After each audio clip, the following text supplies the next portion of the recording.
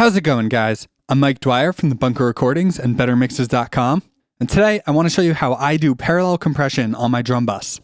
I do this a little bit different than the typical technique I've seen a lot of people use, so I figured I'd share it with you guys. Maybe you'll like this technique too, and it'll help improve your mixes. So first, let's just take a listen to our full drum mix so we can see the final product.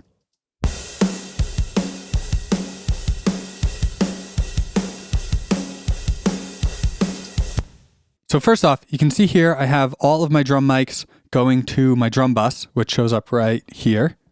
Let's mute everything else for a minute, and we'll mute these reverbs too since they're not going to that bus. And just listen to this.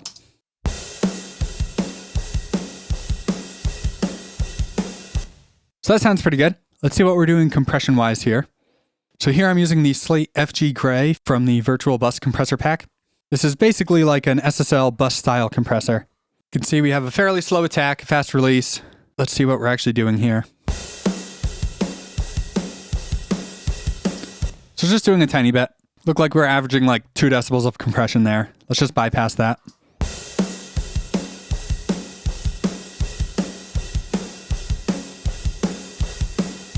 So pretty subtle.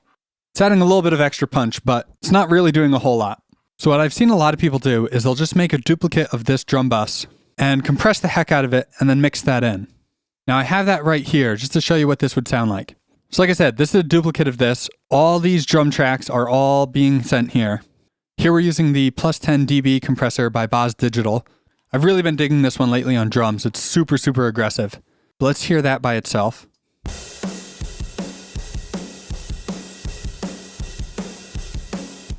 So sounds kind of nasty, it's kind of crunchy, kind of cool, but maybe not quite what we're going for. Let's mix that in with our main drum bus just to see what that does.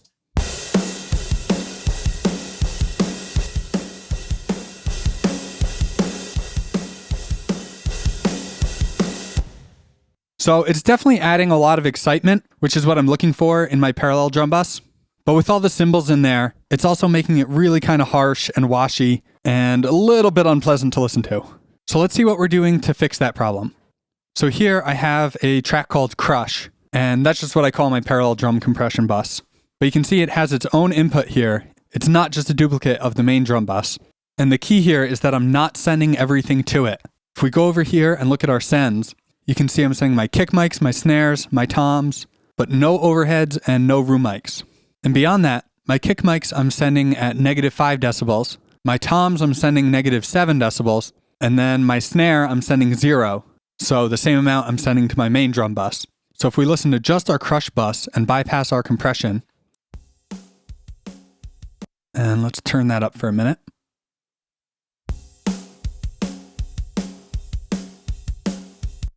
So it's mostly just snare with a moderate amount of kick and a bit of the toms too. Obviously, you'll have to play around with it to see how much of each drum you like going through the parallel compression track. But for the sound I'm going for, it's usually something close to this, where it's mostly snare. So now let's throw our compressor in and see what we're doing to this. So again, I'm using the plus 10 decibels. Same settings you saw a minute ago when we just duplicated our drum track and crushed that. So we've got a 5-to-1 ratio, fast release, kind of medium slow attack, and we are driving this really, really hard.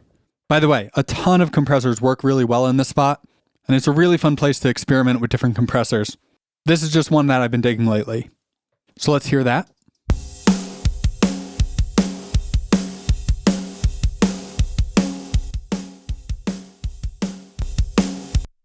And also worth noting, I'm using a clipper here just to shave off some of the transients that are making it through the compressor. If you've seen my video on using saturation on snare drum, this is a very similar concept here. We're just shaving off the peaks without altering the sound too much. But anyway, let's go back to this compressor and just pop it in and out so you can really see what it's doing.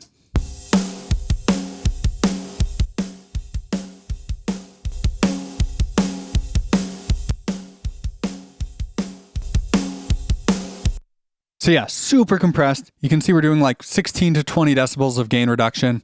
And this compressor is also adding quite a bit of distortion, making it pretty crunchy and super aggressive sounding. So let's lower the volume back to where we had it before, put our main drum bus back in, and then we'll flip this in and out so you can hear what it's adding to our whole drum mix.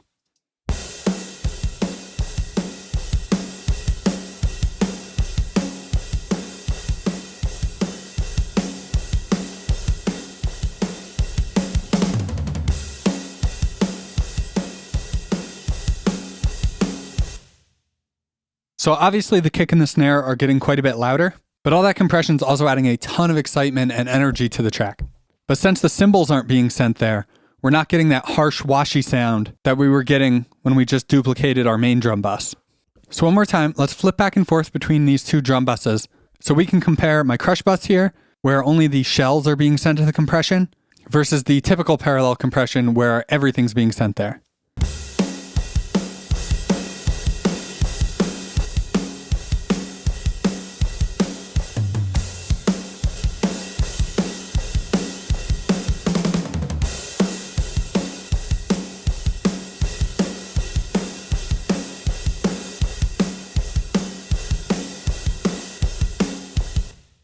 So with the typical version, I had to lower the volume quite a bit so that the mix wasn't completely overwhelmed by all those overcompressed cymbals.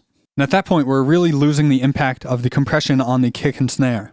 Now, obviously with this technique, you can make it a little bit better by lowering your overheads and cranking up your kick and snare, but it still gets that kind of nasty washy sound, which isn't what I'm personally looking for in my drum mixes.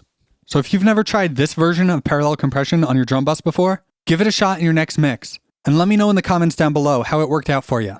And if you found this video helpful, be sure to leave a thumbs up and subscribe, and head on over to bettermixes.com to grab a free copy of my Ultimate EQ cheat sheet.